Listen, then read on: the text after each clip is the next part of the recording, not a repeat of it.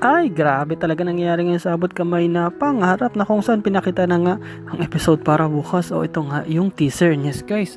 And yes guys, pinakita nga dito is ito nga si Irene at sabi nga nila tapos na ang paghahanap. And yes guys, nakita na nga nila Annalyn kung nasan itong si Irene o itong si Tita Irene niya at nagulat talaga sila sa nangyari. At totoo nga, napatay na ito.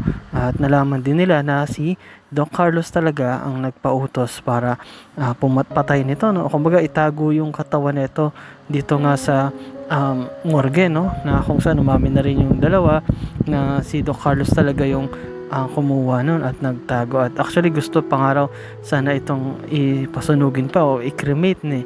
Pero na-late lang sila. Nasabi nila kay Doc Carlos na tapos na pero sa totoo lang hindi pa. At buti na lang ganun yung nangyari kasi kung nakremate tong si Irene is hindi to o hindi nila ito makikita kahit tong beshi niya na kawawa iyak na ng iyak, no, is hindi pa maniniwala o makikita o baka wala ng chance makita yung best friend niya at pauwi pa naman yung mga kamag-anak nun galing sa ibang bansa kaya yari talaga itong si Doc Carlos.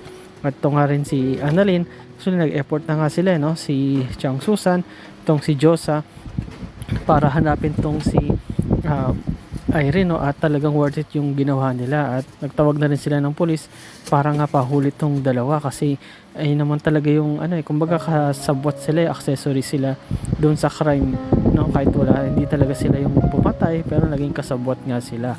Talagang makukulong tong dalawa at hinihintay na nga lang nila is kung nasaan itong si Doc Carlos kasi hanggang ngayon hindi nila alam kahit na nung sumama si Harry sa location o lugar na sa tingin niya nandun si Doc Carlos is wala doon si Doc Carlos kaya nga nainis tong si Harry kasi nga pinagbibintangan yung tatay niya na bad o masama pero alam mo na tatay kakampihan niya yung anak niya at yung anak niya kakampihan niya rin yung tatay niya.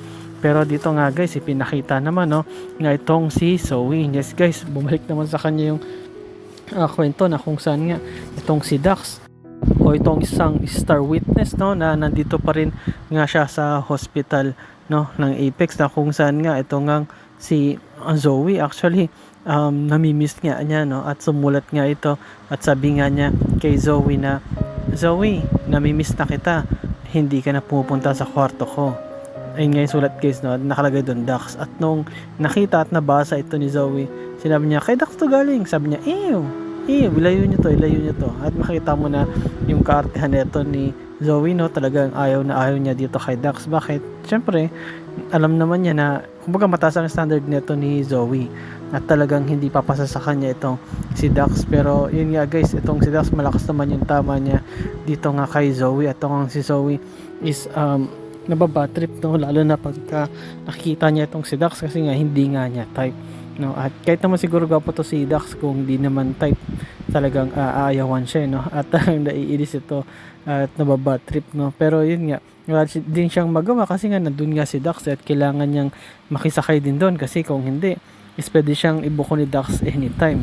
Yun nga lang ayaw nga niya talaga pumunta ron sa may kwarto ni Dax kasi nga naiinis siya at nairita, ayaw niya tong makita. At dito naman guys pinakita na itong mag-ate, no, magkapatid na si Giselle at itong si RJ ay nag-uusap at sinasabi nga dito ni Giselle, sinasabi ko na nga ba na yung lalaki na yan, yung si Carlos ay iba talaga ang pakiramdam ko dyan. Kahit noon sinabihan ko na si Lynette na iba yung naramdaman ko dyan na tila merong itinatagong masamang ugali. Tapos ngayon kita mo nagpakasal pa siya tapos ganyan lang gagawin. Nasa na siya ngayon, in-hostage na siya, sana nga maging okay lang siya.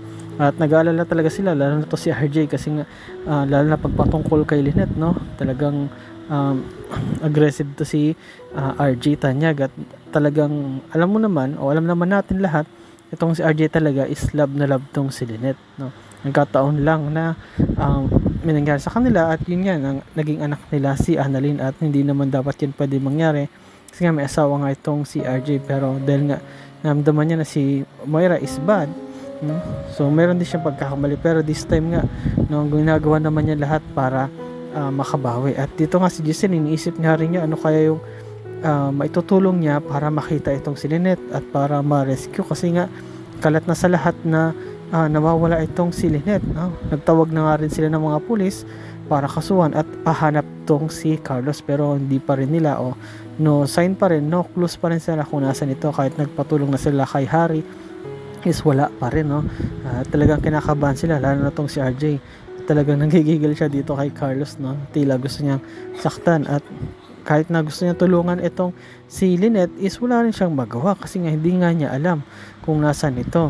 Walang bibigay na clue, kaya nga may naisip nga silang isang paraan para nga mahanap o matukoy, makuha man lang ng clue para for the last time, no, is makita na at mahuli itong si Carlos. At ito nga guys, ipinakita naman na itong si Justin ay kausap niya itong si Zoe. Yes guys, na tila pinagtitripan niya ito, no. At nung nakita nga niya, sabi nga neto ni Justin kay Zoe na alam mo Zoe, parang lalapitin ka ng mga bad guys o ng mga kriminal. Ayun pa nga yung sinabi ni Justin, no. Tulad na lang neto ni Dax, tapos yung mami mong si Moira, tapos pati itong si Doc Carlos. Ano ba talagang meron ka? O ano ba talaga ang connection ninyo? At makikita mo talaga dito si Zoe na tumatahimik lang. Yes guys, tumatahimik siya, hindi dahil hindi niya kaya itong si Justin, kasi malala ninyo, nag-away na ito nung nakaraan at nasampal nga ni Zoe mismo itong si Justin, kahit mas malaki sa kanya, mas matangkad, no. Di talaga siya natakot, pero tumatahimik lang siya kasi nga medyo ayaw niyang magkamali ng sagot kasi baka mamaya bigla niya masabi kung sino siya o ano yung connection mismo ni Zoe dito sa mga taong ito. At this time guys, pinakita naman, no, na ito nga yung naisip ni RJ at ni Giselle para makatulong. At actually tinawag niya lahat ng doctors doon, no, nurse sa mga staff. Sinabi nila na alam ko na makakatulong kayong mga doktor dito sa East Ridge, at alam ko na iba sa inyo ay maaaring close din dito kay Doc Carlos. Tumingi kami ng tulong sa inyo na sana na kung merong sino man na anytime na kontakin kayo ni Carlos, kasi alam naman namin na alam nyo na yung dahilan, no, na nawawala si Doc Carlos kasi kinidnap niya ang kanyang asawa. At kung sino makapagbigay ng alam, please sabihin lang sa amin. At habang sasalita nga sila ng ganyan, ano, ito naman biglang dumating tong si Haring. Yes guys, galit na galit ito. Sabi pa nga niya, you are blasphemous, no? Na kung saan itigil niyo ito, bakit ba lagi niyo pinaparatangan ng aking ama? Na kung saan mabait nga ito bakit kayo ganyan? Ano bang dahilan? Ano bang galit niyo sa kanya? At sinabi pa nga dito ni Harry, actually nagulat ka lahat, no?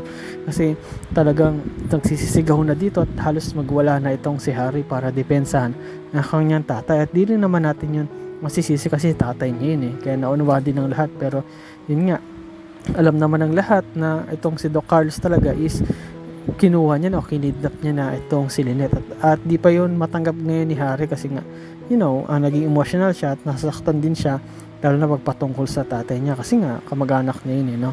Pero dito nga guys, no, sinabi ni Harry mismo kay Annalyn na, lalo na ikaw Annalyn, ikaw ang pasimuno, ikaw ang pasimula nito. Kung saan pinagbibintangan niya ang aking tatay, alam niyo naman na wala, sinamahan ko na nga kayo sa isang place para i-check kung nandun si dad, pero wala siya doon. At naniniwala ako na hindi niya magagawa kay Tita Lynette yung iniisip ninyo o sinasabi ninyo na kidnapin siya.